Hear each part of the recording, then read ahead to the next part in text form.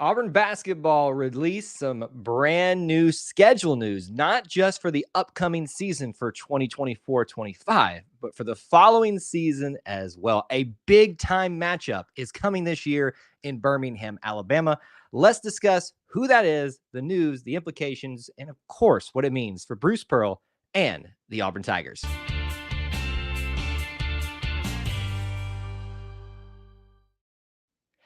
War Eagle Auburn family, and a special War Eagle and welcome to those of you that consider yourselves part of our E2C network family. We appreciate you joining us, whether you are live, whether you are watching the replay. We appreciate you being here and hanging out with us today to talk about some breaking news for Auburn basketball on an already busy Monday for SEC, for football, Auburn stuff in general, and some other college sports related news.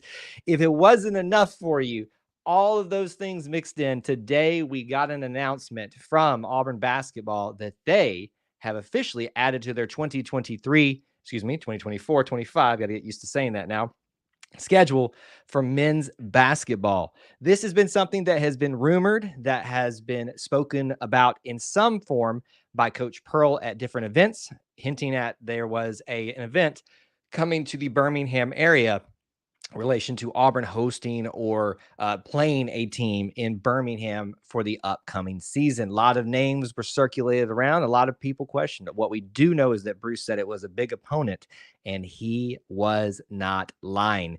Ladies and gentlemen, for the 2024-25 schedule, we now have Purdue basketball meeting Auburn basketball, men's basketball, in the BJCC in Birmingham, Alabama. This game will officially be played on the 21st of December this year, obviously, and will be the first in a 2-game series in which Auburn will return the favor to a local, if you want to call it that, neutral, quote unquote, site in Indianapolis specifically, to play in the Gainbridge Fieldhouse in Indianapolis, Indiana, on December 20th, 2025. So this will be effectively a home-and-home series, although it is being played at neutral sites. When you travel as far as Purdue will travel this season, Auburn will travel the next season, it is effectively a home court advantage. But what an announcement, and what a cool matchup that is being posted for this year. I am so excited about this one. As I said, Bruce Pearl talked about this a lot and said that we would be very pleased and excited about the matchup, that he was working on at the time, didn't want to talk about details. I had spoken to some people that had directly asked Bruce about what the matchup was going to be, and he wouldn't give them any details. And I saw the same rumors that a lot of you guys saw, that it might be Purdue. When you're pumping it up like that, you start thinking about, who is this going to be? It's got to be someone of a really high caliber. Well, it can't be UConn, because we have a chance of seeing them in the Maui Invitational. More on that in just a little bit.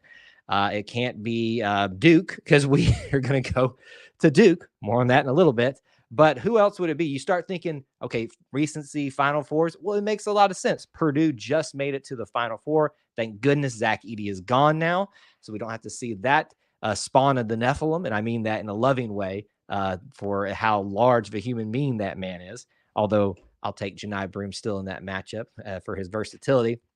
But regardless, Matt Painter and the Purdue Boilermakers, one of the best, especially recently, basketball programs in the country, will be facing off against Auburn in a 2-game series, firstly in Birmingham, a home advantage for Auburn. So this is huge news for the upcoming season. I personally thought Purdue would be a likely candidate, but I didn't really know where to go with this. I tried to think about who might it be based on who we currently had on the schedule. Now, to my knowledge, the schedule at this point has not been officially announced, outside of knowing who you will play in your SEC games, home and away. The Duke matchup, the the Maui Invitational matchup.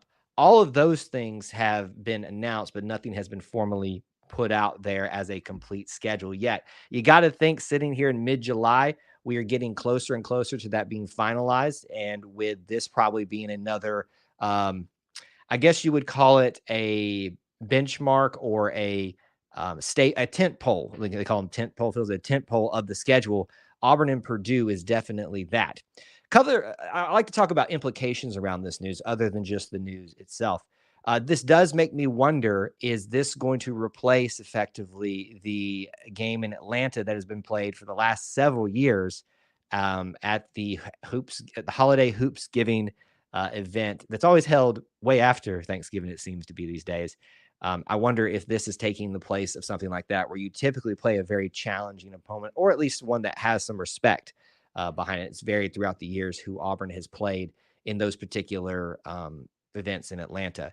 I'm not saying that it is not going to happen. I would be personally a little bit disappointed if it didn't, because I like to attend that event. It's not too far of a stretch for me to go to that game, although Birmingham wouldn't be that bad either. But this does make me start to wonder, with an already very difficult season and non-conference schedule that is being put together by Auburn, how much more can you add to that? And if you go to a holiday hoops giving event where you're likely going to find at least a challenging opponent from a major conference, is that a reality right now? So this could inform that it's taking the place of that. If you look at what I'll call, again, the tent poles of this schedule now with Purdue, Duke, and then the Maui Invitational, where you have the opportunity to see a variety of the different powers of the basketball world right now. You have got UConn attending, North Carolina, Michigan State, Memphis, Iowa State, Dayton, Colorado. Colorado is probably the lowest on that totem pole right now, and you never need to dismiss them out of hand. So you look at your tent poles of the schedule right now, the non-conference schedule. You now put Purdue and Duke as those two kind of holding the secure of who you're going to play first, and then you have the opportunity to play all of those in Miami. So this is an incredible addition to this particular schedule that we've got coming up here. What will not be able to be said this year about this team is that they didn't play anybody. Because even without Zach Edey, Matt Painter is going to put together a great Purdue basketball team. They just went to the Final Four, I believe. Yeah. And you better expect them to be very, very formidable and very challenging for Auburn to face, even in Birmingham. And who knows what it'll look like the next year. Because that's the thing that's cool about this, is they convinced Purdue to come all the way down here to Alabama, to Birmingham, but we return the favor by going up to Indianapolis, which is just a great sports town in general. And they get the chance to have their home crowd have the advantage there in a sense. So a 2-game series. So that you're going to have two very strong matchups on both seasons for both of these teams.